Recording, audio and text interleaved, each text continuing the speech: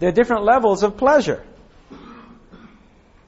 A person who's big man on campus and has a very lively sex life decides one day he wants to get married because he wants the emotional pleasure of family. It's not the sexual pleasure he wants. He has it anyway. Why does he get married? He's willing to do away with some of the physical gratification he's been getting for the sake of an emotional pleasure of having a family and children. And then a few years later, his country goes to war and he leaves his wife and children behind, tearful farewell, because at that point doing the right thing he feels is worth sacrificing both his physical and emotional pleasure. There are different ways in which we make choices, trades in life, between the various levels of pleasure. Some people tell me, it sounds like, let's make a deal. Sounds like a game, Rabbi. Life is the ability to choose between various pleasures. Do you have any idea why games are so popular? Do you want what's on the tray here, or will you trade it for what's behind door number 3? That's life. We all know it. The reason that it's such a popular game is because it reflects life so well. Making the right choices versus making the wrong choices, in which if we make the right ones, we gain. If we make the wrong ones, we fall behind.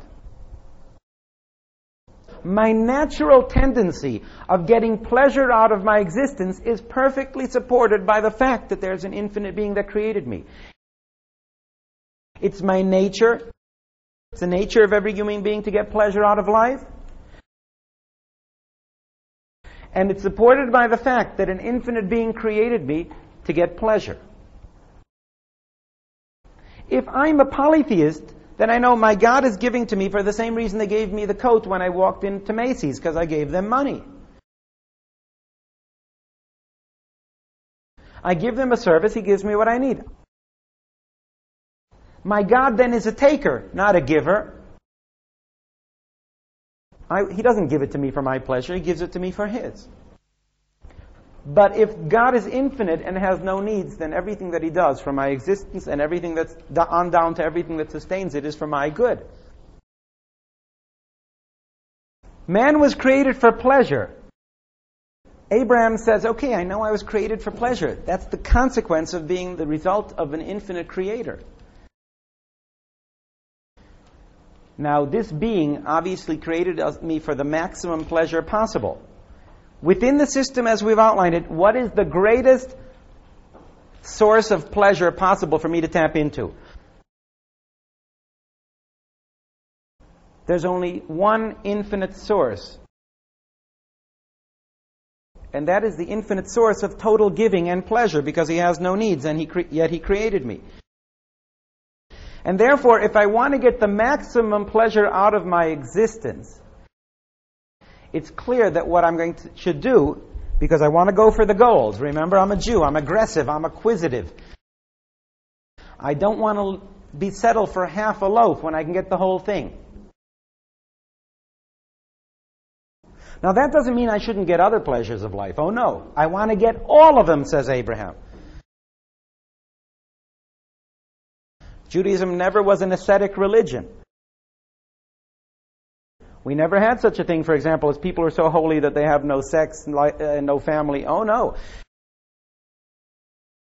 Abraham says, I want to get it all, and I want to get to tap into the infinite without losing the others. All at the same time. That's quite a demand. Abraham says, I want to get it all. I want to tap into the infinite and get the others. The only thing that will cause me to limit my attachment to the finite pleasures of physical, emotional, etc., the only thing that I will limit me is to tap into those pleasures in such a way that may block my access to the higher pleasures. Can you understand how sometimes getting lower pleasures can block your access to the higher ones? Let's look at examples in our own level. Everybody wants to get pleasure. Children, adults, we all want to get pleasure. So why is it that when a 7-year-old child loves jelly beans, and his mother has a nice 2-pound jar of jelly beans. His mother only says you can only have 2 or 3 a day, and only after you eat your supper. You ask the 7-year-old, tell me, why does my mother not let me eat more jelly beans? He knows the answer. The answer is because my mother is one of those mean and rotten people called parents whose role in life is to make life miserable for children. And so one day the mother goes away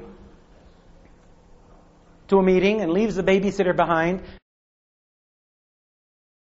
Babysitter falls asleep in front of the TV, and the kid says, aha, I heard the rabbi say life is meant for pleasure. So he gets into the jar of jelly beans, eats 1.5 pounds of it.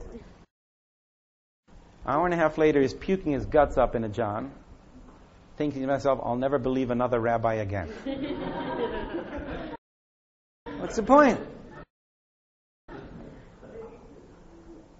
But a few weeks later, he pulls the same stunt, and then he has to have his stomach pumped. And a few weeks later, his mother said, do you have any homework to do tonight? And because he wants to watch TV, he says no. And the next day he gets into trouble in school. Moving from being a child to being an adult is to understand there is nothing wrong with pleasure. But to get pleasure, you have to have clarity about what the real world is. If you choose your pleasures based on an illusory view of what the world is all about, sooner or later, your illusions are going to bang headlong into reality, and that's called pain.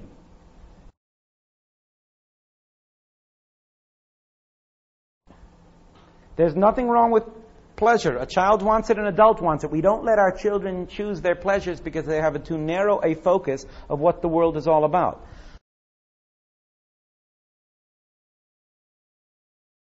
The parents with a broader view of reality are the ones that make the choice, not because one wants pleasure and the other one wants non-pleasure. They both want pleasure. But the wider view you have of reality, the more likely you're going to get it. The guy says, but taking drugs feels very good because of his narrow view of the here and now and not realizing the effects. He's destroying himself. And so Abraham says, pleasure, that's the goal. But the point is to find out what it's all about, because you have to have an understanding of what the world really is to get pleasure.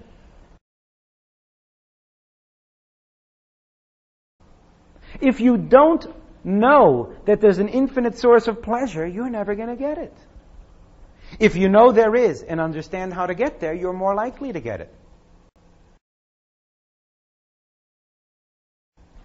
But the point of life is seek pleasure within the world that really exists. The world as it really is the world that was created by an infinite being for nothing more than that we should get the maximum pleasure. And the maximum pleasure is to tap into that infinite source of pleasure to the greatest degree possible. Not by leaving the other ones behind, but by making choices for this relationship we can have with this infinite being. I use the word relationship because when you talk about connecting to God, the word connection sounds so physical. You picture 2 pipes. And I therefore will shift to the word relationship, because relationship is a word we use to describe a connection between 2 people that's not physical.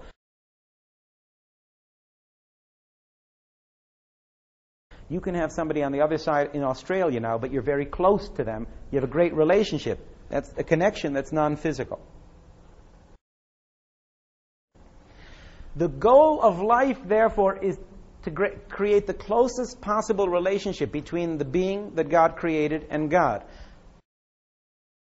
And that's why He gave us the drive for pleasure, because the focus of it is to get maximum pleasure out of our existence. On all the levels, physical, emotional, moral, understanding, ultimate connection to God. Man has a natural drive for pleasure. It's perfectly normal. That's exactly what we were created for.